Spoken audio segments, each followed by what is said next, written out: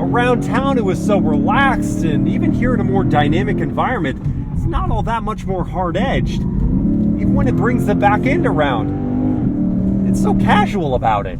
Hey crew, I've got the key to that 23 Lexus IS 500.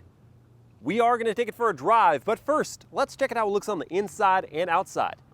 For 23, they've added this special edition exterior package, limited to 150 units, each clad in this Molten Pearl paint job with gorgeous metallic flake on the surface.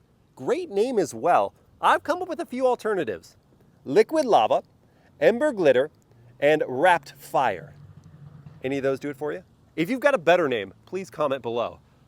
The car has a blacked out grille with brake cooling ducts integrated here, these spear hook LED daytime running lights and LED turn signals above the triple beam premium projector LED headlights. There are non-functional quarter vents here in black. A little bulge on that hood for the NA-V8 found underneath. The special edition gets these matte black 19-inch BBS Forged Alloy wheels wrapped in Bridgestone Potenza summer tires, 235 section front and 265 at the rear. The profile looks fantastic with those sharp creases in the body, the cab rearward proportions, and the dark chrome window trim. At the back, the IS 500 gets a black lip spoiler, LED taillights that connect in the center, and incandescent turn signals. That's above a black diffuser with two sets of stacked exhaust ports. Though I think the taillights would actually look better if they weren't connected, as a whole, the IS 500 looks sensational. It is my favorite design of these compact sports sedans, and the paint job only adds to it for me. And that leads me to my question for you: could you drive an orange car? Let me know in the comments, and let's check out the interior. Opening up and looking inside at this black leatherette interior with perforated seat centers and contrast stitching, plus orange accented floor mats to match the paint job on this special edition, and a Mark Levinson 17-speaker sound system amidst some hard plastics down low, but softer touch materials up high. Stepping in, gotta contour my body a little bit and duck my head to fit behind my own seat at 6 feet tall, with not a lot of knee room. This is all in leatherette. That's a map pocket. The foot pockets are very narrow though, so thigh support isn't great. Headroom is also lacking. Head is pressed against the roof. I can't even make it back to that headrest. It's gonna be a thumbs down situation from me. And furthermore, you only get air vents back here. No USB ports, and your drive shaft up is very large, and the middle seat is raised up, so only a small kid will sit in between some adults back here. If you don't have someone there, there's a leatherette topping for the console and 2 deploying cup holders. Let's check out the front. Door close noise. Little twang of metal on metal there. Smart keyless entry for the front 2 doors. The front seats are more heavily bolstered sport buckets with heating, ventilation, and power adjustments. There are aluminum accents for the tread plates and foot pedals. Your trunk release button is here, and it is just a release. It doesn't pop up at all. Inside, we find 11 cubic feet of space, which is trailing this segment. If you need more room, you'll have to go to the second row and pull the levers and fold them down 60-40. To close the trunk lid, pull on this built-in handle, and don't mind the rattle, that's just my license plate cover.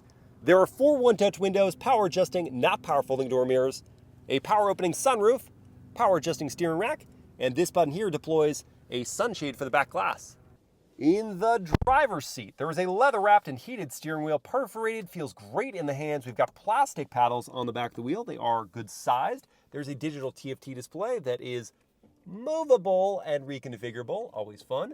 Leatherette stitched up on the dashboard, no head-up display, and here's a 10.25-inch touchscreen that's running the last generation of Lexus and Toyota user interface. It's a little clunky, not the most intuitive. It does have wired, not wireless, Apple CarPlay and Android Auto. Beneath the screen is an analog clock, dual-zone auto climate, physical volume and tuner knobs, a CD-ROM player here showing the car's age a little bit, perforated leather wrapping for the gear selector. You've got your drive mode selector here, a trackpad to control the infotainment if you don't want to touch the screen, 2 cup holders, leatherette top console with a good bit of storage inside, 2 USB 8 ports and a DC outlet.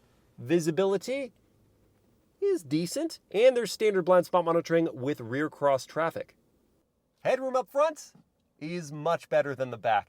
The cabin overall, though, is not such a favorable impression. Why are there not leather seats? Why are there no USB ports in the second row? It feels kind of tight in here. It feels a little dated. Let's see if the IS 500 can redeem itself with the drive next.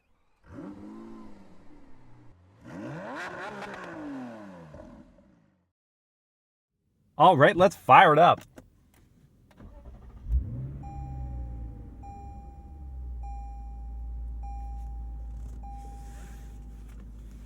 It's a neat duo of animations, and a hearty starty from that V8. Hello, cabin crew. Thank you for joining me for this drive in the Lexus IS 500. And I don't know what happened, but I got sick again. It's been like 2 or 3 weeks since the last time I felt horrible, and it happened again. So I had to drag myself out of bed to bring you guys a V8 sports sedan. It was really hard for me, so I want you to appreciate it. Our drive mode, selected here, and we'll begin in the normal mode, which when you don't see anything on the gauge cluster, that means you're in normal, because if you hit it again, you go into custom. So we'll begin in normal, and actually before I go into reverse, I'm gonna hit this button here to show you the surround view camera system, which shows you a projection from inside the IS 500 or from around the outside. Not as kind of sophisticated as the latest and greatest from like Mercedes-Benz or even BMW, but still cool. And then when we go into reverse, that brings up a medium to low resolution backup camera system. It's kind of grainy. You do have trajectory lines and 2 different wide angle views, plus the bird's eye view off to the right. We'll back on out of here. Head down into drive and kick things off as per usual with a turning radius test. Wheel cranked. It's just a stellar turning radius. I've made U-turns that I never expected to, even in a smaller wheelbase vehicle like this one. Now, the way the turning stock works is kind of interesting because it doesn't actually change position like a typical turning stock does. It just moves up and then comes right back to center, which it's silly to complain about this, but I find that to be less satisfying than a normal turn signal stock. The turn signal sound is, however, very gentle, and I quite like it. And now for the world famous horn test. Loud, but a traditional sound, and I'm good with that. You know what's also traditional and makes a sound that I'm very much okay with is a V8 in a sedan. We still have the Charger for now and the 300C for now, and the BMW M5 and the Cadillac CT5V Blackwing, but they're all in a class of car that's larger than this. A compact sports sedan with a V8 is very unusual. In fact, the IS 500 is the only one. It has the 5-liter naturally aspirated V8 out of the Lexus LC 500, and it makes the same 472 horsepower and 395 pound-feet of torque. It's mated to an 8-speed automatic gearbox and sends power to just the rear tires. And if you were to go into eco mode, you almost wouldn't be aware that you're driving a V8 sedan with over 400 horsepower because the throttle response is so stymied and the V8 feels so lazy. This is, I suppose, great for saving fuel and if you're scared of your own engine, but I don't like eco. I like normal because normal holds on to gears for just that much longer. You can start to hear the V8 a bit, and throttle response is just appropriate. It's a very linear powertrain. Power comes on super smooth, and you have no issues getting up to speed. And the 8-speed automatic gearbox is smooth as well, working between those gears. The ride quality is getting big points from me. You could blindfold me and tell me I was driving a Lexus ES, and I would believe you, at least until I crashed the car because I was blindfolded. You shouldn't do that. Don't recommend blindfolding yourself and then driving. The ride quality is so good. It's composed and it's thoroughly well dampened. The seats are also superbly comfortable. I still wish they were leather, not leatherette, but I guess I would take a leatherette comfortable seat over a leather uncomfortable seat if given the choice. And when you're getting up to speed,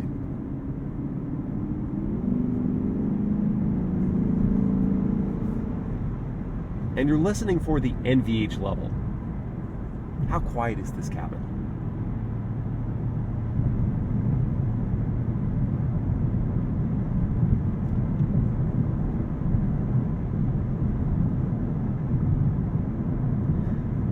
I'm hearing a decent bit of wind noise. The tire noise is also there, not to any egregious level.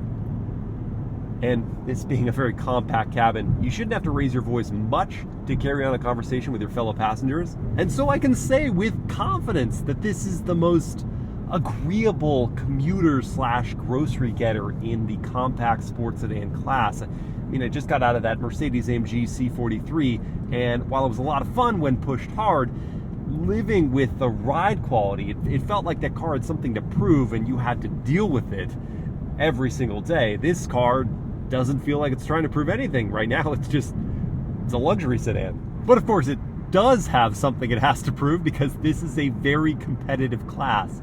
So I'm going to switch it into Sport Plus drive mode. It instantly downshifts. We see the changes on the gauge cluster, and the throttle response perks right up. And the V8 comes alive. What a soundtrack. Oh, so good. It's gravelly and deep. Definitely not your V6 or C43's 4-cylinder noise. And it comes with the right amount of thrust, which is a lot.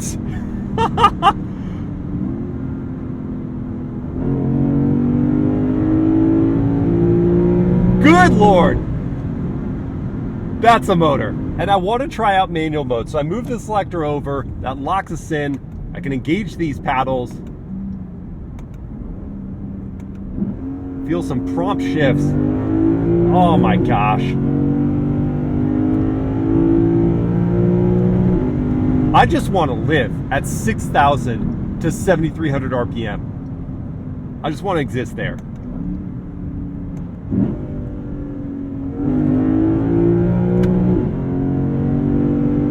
Take it all the way out to redline. Relish that V8 noise. I even like the action of these paddles. I wish they were aluminum, but the travel's nice. Oh my gosh. I love this engine. I really do. I didn't know how much I loved an NA V8 and how much I missed it in this class until I drove the IS 500.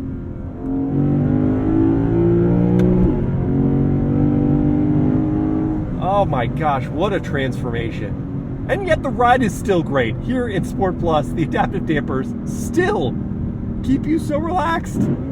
The engine, that's not relaxed though. That wants all of you. What an animal.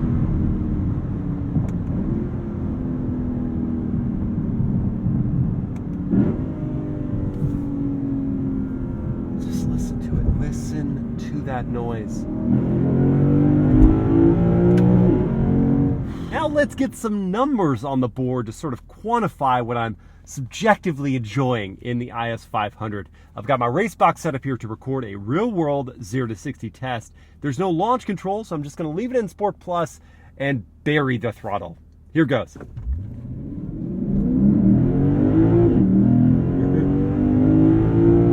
And there it is in 5.01 seconds.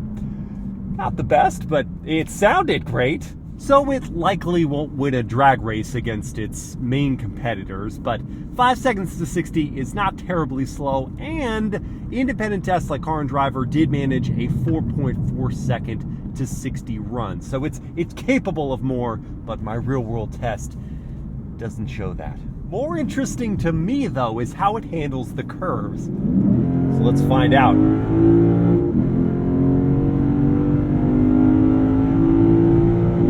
Well, we knew the straight line speed would be there, and indeed it is. The brakes have a nice response. The pedal doesn't give out. The Bridgestones don't complain too much. Body does roll a bit in corners. In auto mode, the gearbox holds on to gears just right.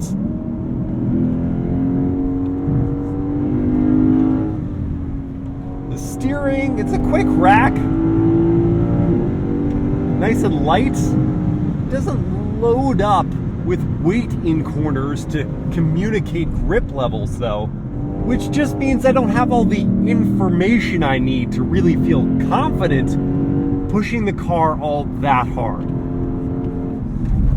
You can still whip on it, and it'll still reward you. You just aren't quite sure where the margin is, and that can be a bit scary. Especially when traction and stability control are disengaged, which are necessary so that performance isn't neutered, but do definitely require you to know what you're doing behind the wheel. The IS500 really is such a consistent driving experience. Around town it was so relaxed, and even here in a more dynamic environment, it's not all that much more hard-edged. Even when it brings the back end around, it's so casual about it, which made it a perfect daily driver, but perhaps a less than perfect driver's car. The hardware is here. That motor and a Torsen limited slip differential at the rear to get the power to the ground. But to stick with the metaphor, perhaps it's missing the software, the user interface, to make it as engaging and transparent as some of its competitors. Still a lot of fun though. Which is going to lead into my miles per hour word of the day, which for the 23 Lexus IS500 is nostalgic, meaning a longing for an idealized past. And it's that word idealized that's key here, because, at least for myself, when I think about V8 sedans, I get a little bummed out because it's a trend that's fading. It's the reason I bought the CT5V Blackwing. We're not going to have a recipe like that anymore. But when you think about what they're doing right now with less, the turbo inline 6-cylinder M340i, or even the twin-turbo 4-cylinder mild hybrid C43 AMG, they both drove better than this V8 IS500 in a more dynamic environment. So, is a V8 better, or am I just living in the past? But before I answer that question, let's review top speed and fuel economy. The top speed is limited to 149 miles per hour, and the fuel economy is 17 mpg in the city, 25 on the highway, and 20 combined.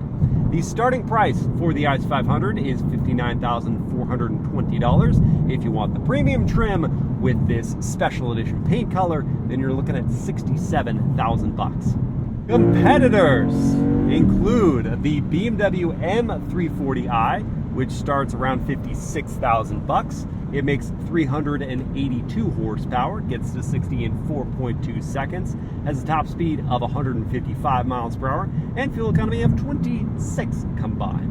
There's the Mercedes-AMG C43, which starts around $61,000, makes 402 horsepower, gets to 60 in 4.1 seconds, has a top speed of 155 miles per hour, and fuel economy of 22 combined. And then there's the Cadillac CT4V Blackwing, which starts at $63,000. It makes 472 horsepower, gets to 60 in 3.9 seconds, with a top speed of 189 miles per hour and fuel economy of just 19 combined. So from a numbers standpoint, the IS500 doesn't notch any clear victories apart from tying for the most power output, but subjectively, it is the best looking, and it does have the best soundtrack, and it is the most comfortable riding. And if those are your key criteria, then this is the answer for you. And just relish the fact that you're driving something that is super unique. There are no other V8 compact sports sedans. But if having the most engaging driver's car, or having more cutting-edge technology, not as dated of a cabin, having leather seats, having more space inside, are important to you, then I say go for the M340i. That's where I would spend my money. Which would you guys choose? Would you have the M340i? Would you have the C43 AMG? Would you have the Cadillac CT4V Blackwing? Or would you have this Lexus IS500? Please let me know in the comments, and if you enjoyed this video, please like, comment, and share it. Subscribe to the channel. Hit that bell to get notified. And I will see you again next time.